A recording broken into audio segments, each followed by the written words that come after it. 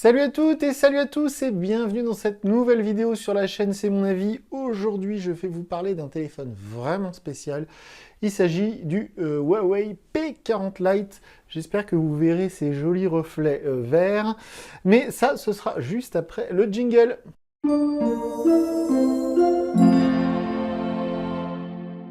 Donc comme je vous disais, ce Huawei P40 Lite, c'est vraiment un smartphone très étrange. En tout cas, très atypique dans la production actuelle, et je pense que toute cette série P40, malheureusement, restera dans l'histoire high-tech des geeks, parce que, comme vous le savez sans doute si vous regardez cette vidéo, ce téléphone ainsi que le P40 et le P40 Pro sont dépourvus des services Google. Alors bien évidemment, je vais revenir là-dessus plein de fois dans la vidéo, mais avant de vous saouler avec ça, parce que j'imagine que si vous regardez ça, c'est que vous vous intéressez à ce téléphone et vous savez ça, je vais quand même parler des trucs qui sont vraiment réussis sur ce P40 Lite, parce qu'il y a plein de choses vraiment sympas. Je rappelle que c'est un smartphone qui est proposé à 279 €. En dessous de celui-ci, il y a le P40 Lite E. Alors celui-ci, attention, il est à 80 € de moins, donc 199 €, mais il perd plein de trucs, notamment l'USB-C, notamment un capteur photo, etc. Donc le P40 Lite E, pour le coup, je déconseille un peu. Ce P40 Lite, il est vraiment attirant. En tout cas, il y a plein de choses qui, quand on regarde sa fiche technique, nous font dire, en tout cas, moi, me fait dire, oh là là, mais il est pas mal quand même ce téléphone. À ce prix-là, ça peut vraiment être un bon coup, si j'ose dire. Mais il y a ce problème de Google, mais je promets, je ne vais pas en parler tout de suite. Déjà, le design est très réussi. Alors, c'est un peu conventionnel. C'est pas... voilà, en ce moment, on a des reflets bleus, des machins un peu partout. Là, c'est un vert un peu comme le Redmi Note 8 Pro que j'avais testé il y a quelques mois. C'est un vert très foncé. Alors, les reflets sont très jolis. Puis moi, j'aime beaucoup ce quadruple capteur photo. Je le trouve très réussi. Les photos, j'y reviendrai après. Mais voilà, niveau du design et niveau fabrication, de toute manière, Huawei, voilà, ils savent faire de très jolis téléphones, ils savent faire des téléphones bien construits. Je rappelle quand même que certains des Google Nexus, je crois le dernier Google Nexus, était fabriqué par Huawei. Huawei, c'est plus à peine de démontrer ça. Ils savent faire des très bons produits technologiques. Pour celles et ceux qui ne le savent pas, tous les relais 4G en France, presque à 99%, c'est du Huawei. Voilà, ils savent faire du bon matériau, les gars. Et là, niveau qualité de fabrication, c'est nickel. Le design est très bon. L'autonomie est vraiment pas mal. On n'est pas sur le record que j'ai établi personnellement avec le Xiaomi Redmi Note 9S que j'ai testé il y a peu de temps avec sa batterie de 5000 mAh. Mais on est pas mal. Franchement, voilà, là, vous voyez, je ne l'ai pas rechargé hier soir, je suis encore à 20%, on est en fin de journée. Il n'y a pas moyen de tenir 3 jours, mais il y a moyen de tenir 2 jours sur une charge. Voilà, il y a la charge qui est super rapide. Pour le coup, bravo. Je crois que j'étais à 1 heure pour 100% de charge. Ah, ça marche vraiment très bien. Le chargeur fourni, je crois que c'est un 40 watts. Donc là, ça marche à fond. Il y a zéro souci aussi. Le capteur photo, j'en parlais. Je dirais que voilà, la qualité photo est bonne. Comme d'habitude, je vous incite à cliquer sur le lien sous la vidéo. Ça vous emmènera sur notre test écrit. Et dans ce test écrit, je mets des exemples de photos que j'ai pris avec ce Huawei P40 Lite. Vous verrez, les photos sont plus que correctes. Elles sont pas exceptionnelles, j'ai fait mieux, j'ai fait de plus belles photos, mais elles sont pas mal. Je trouve que quand on les visionne sur l'écran, voilà, les couleurs sont un peu saturées, mais dans l'ensemble, voilà, c'est un capteur photo tout à fait correct. Alors comme d'habitude, hein, il y a le grand angle, il y a le capteur de profondeur, voilà, on peut faire du zoom, etc. Ça, vous pourrez le constater en allant visionner les photos que j'ai prises avec ce téléphone. Dans les autres bonnes surprises, eh bien, c'est ce lecteur d'empreintes sur le côté. Moi, je suis pas fan, j'aime bien quand c'est le lecteur à l'arrière ou quand c'est sous l'écran.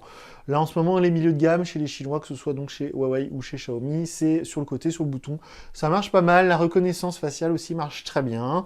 C'est assez rapide. Voilà, il y a peu de fois où je me suis agacé à déverrouiller mon téléphone parce que ça me reconnaissait pas. Donc non, plutôt bien de ce niveau-là. Et un truc qui est très bien aussi, c'est l'interface. Là, on est donc sur EMUI 10 et Android 10. Ça fonctionne très bien, c'est fluide, les perfs sont super. Ce processeur Kirin 810, il marche vraiment du feu de Dieu. Voilà, tout est à ce niveau-là, vraiment, voilà, c'est très très bon. C'est du tout bon. Moi, j'ai beaucoup apprécié cette interface.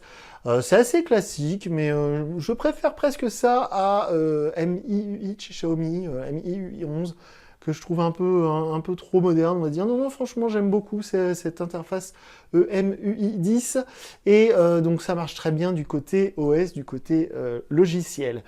Donc évidemment, c'est basé sur Android 10, je viens de le dire, et évidemment, il n'y a pas les services Google. Donc là, il est temps de rentrer dans le vif du sujet. J'ai utilisé ce téléphone une dizaine de jours. Et je dois bien avouer que c'est un téléphone qui est qui est très confortable, qui est très attachant. J'ai apprécié l'utiliser vraiment. L'écran est lumineux, les couleurs sont belles. Le petit poinçon avec la caméra selfie, c'est très bien. Moi, je trouve ça très bien dans le coin. Voilà, tout m'a plu. Mais il faut reconnaître que c'est comme beaucoup de choses dans la vie, c'est qu'on se rend compte à quel point ça nous manque quand on ne peut plus s'en servir. Un peu comme pendant le confinement, on ne se serait pas rendu compte à quel point on aimait aller au restaurant ou sur les terrasses de café. Et bien là, c'est exactement pareil. Il faut utiliser un téléphone comme celui-ci pour se rendre compte à quel point c'est compliqué de se passer des services de Google. Il y a plein de petites astuces pour installer plein d'applications qu'on ne va pas trouver sur l'app galerie de Huawei, parce que Huawei a développé évidemment son propre store d'applications qui s'appelle App Gallery. Il y a plein d'applis dessus, mais il n'y a pas toutes celles qu'on cherche évidemment, hein, des applications. Google, il a mis 15 ans à développer son store, comme sur iPhone, donc des applications, il y en a des millions. Et il faut savoir que beaucoup d'applications utilisent les services de Google, non pas pour être disponibles au téléchargement, mais pour fonctionner. Donc il y a des applications qui, même si vous allez les trouver grâce à un truc qui s'appelle APK Pure, que je vous conseille vivement, c'est une sorte de store alternatif sur lequel vous allez pouvoir trouver plein d'applis qui ne sont pas proposées sur le Huawei App Gallery. Mais même si vous trouvez les applications qui vous plaisent sur APK Pure, eh bien toutes les applis qui sont ici, par exemple, c'est des applications que j'utilise au quotidien, que j'ai installées via soit le Huawei App Gallery, soit APK Pure, eh bien ces applications-là, elles fonctionnent. C'est pour ça que je les ai laissées sur l'écran d'accueil volontairement. Mais il y a d'autres applis, même si elles ne sont pas développées par Google, qui ne peuvent pas fonctionner sans Google. Je vous donne l'exemple de Coyote, le logiciel de navigation qui permet aussi de se prévenir des radars, etc. Eh bien Coyote, sans Google, sans les services Google, ça ne marche pas. Donc même si vous la trouvez sur le APK Pure, eh bien quand vous la téléchargez, vous l'ouvrez, Coyote vous dit qu'il ne peut pas marcher sans les services Google. C'est pareil pour la chaîne météo, par exemple, c'est une application que j'utilise pour la météo, eh bien je ne peux pas m'en servir sur ce Huawei. Voilà. Il y a plein d'autres exemples que je pourrais vous donner où il y a des moments où on se dit « Ah mince, pour le coup, c'est dommage ».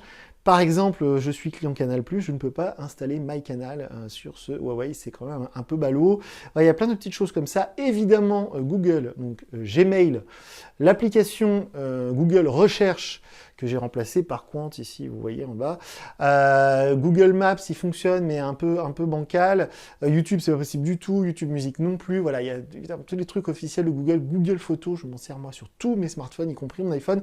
On ne peut pas installer Google Photos là-dessus, donc j'ai feinté, on peut sauvegarder les photos en ligne via le Dropbox. Voilà. Il y a plein de petites astuces, mais quand même, à de très nombreuses reprises, on se dit « Ah mince, c'est vrai que là, je ne peux pas faire ça ». Pour le coup, moi, la recherche Google, l'application Google Recherche, que je mets souvent en bas ici sur mes smartphones Android, je m'en sers des dizaines de fois par jour, tout simplement pour consulter les horaires d'un magasin, pour appeler un magasin. Voilà, donc c'est tout bête. Eh bien, Quant, ils ont beau être français, on les aime bien chez Quant, mais ils sont très très loin pour l'instant d'être aussi efficaces que Google. Quand on cherche un truc sur Quant, les horaires d'un magasin, généralement, ça nous balance sur pagejaune.fr, tout ça, bon, c'est pas terrible. Voilà, il y a des alternatives, il y a des astuces, on peut survivre, mais évidemment, ce téléphone, quand on essaie de l'acheter, moi je l'ai acheté sur boulanger.com, j'ai été le chercher en magasin, et quand on l'achète sur des sites type Darty Boulanger, il y a une mise en garde, attention, il n'y a pas les services de Google, et ils font bien de le faire, mais je suis sûr et certain que même en faisant ça, ils vont se prendre, les vendeurs Darty, Boulanger, Fnac, ils vont se prendre des SAV, des retours dans le nez avec cette série Huawei P40, parce que les gens, on aura beau leur dire attention, il n'y a pas Google, ils vont dire c'est pas grave, et 3 jours après, ils vont ramener le téléphone en disant oui, mais du coup, je peux pas utiliser Gmail ou je sais pas quoi, et bon, bref. C'est beaucoup plus handicapant que je l'aurais cru. Je m'en sers quand même, vous voyez tout ça, ça me sert au quotidien, ça fait une dizaine de jours que je l'ai dans la poche, je m'en sers au quotidien, là, je passe des appels, machin, bidule, j'envoie des textos. Alors d'ailleurs, l'application SMS développée par Huawei est très très bien. Le clavier, c'est pas Gboard de chez Google, c'est évidemment SwiftKey de chez Microsoft qui marche très bien aussi. SwiftKey, il n'y a pas de souci. Voilà, il y a des alternatives à peu près tout ce qu'on fait au quotidien avec un téléphone. Mais voilà, il y a certaines applis. Pour le coup, moi, je paye un abonnement Coyote, donc je peux pas avoir Coyote sur mon téléphone. Je paye un abonnement MyCanal, je peux pas l'avoir. Il y a quoi d'autre? Je paye YouTube Premium, donc j'ai YouTube Musique, donc je peux pas l'avoir. Voilà. Donc il y a des petites choses comme ça où on se dit ah, c'est quand même dommage quoi. Le mec qui s'est acheté un P40 Pro parce qu'il avait le P30 Pro, il a vu le P40 Pro, il l'a acheté presque 1000 balles. Il prend des photos superbes et il ne peut pas regarder MyCanal quand il est voilà, en déplacement. c'est un peu ballot. Et c'est d'autant plus dommage que ce téléphone, pour le coup, je ne peux pas parler du P40, du P40 Pro, je ne les ai pas eu en main, mais ce P40 Lite, il est vraiment, c'est un très joli smartphone, il est très réussi. Tous les autres aspects sont vraiment, c'est du 10 sur 10. Il n'est pas trop grand, il n'est pas trop lourd. Le design, moi, me convient totalement. Voilà, au quotidien, les performances sont super. Voilà, tout est bon, vraiment. Donc c'est du gâchis en quelque sorte. C'est vraiment, vraiment, vraiment dommage. J'espère que Huawei va continuer à pouvoir feinter avec sa marque filiale Honor, parce que Honor n'est pas impacté par ce problème avec Google. Donc du coup, j'espère voilà, que ce téléphone P40 Lite, on va le retrouver chez Honor sous un autre nom. Ce serait vraiment génial, parce que c'est un très très bon téléphone. Donc voilà, je fais court, parce que du coup, il n'y a pas besoin de s'étendre, parce que là, je pense qu'il y a l'essentiel du problème, il est là. La partie photo est plutôt bonne, l'autonomie est bonne, l'écran est beau, le design, moi, me convient tout à fait, les performances sont bonnes, l'interface système EMUI, elle est OK, elle est validée. Mais voilà, ce petit souci-là vient un peu gâcher la fête. C'est vraiment dommage. Si vous avez des questions, n'hésitez pas. Alors là, pour le coup, j'y répondrai avec plaisir.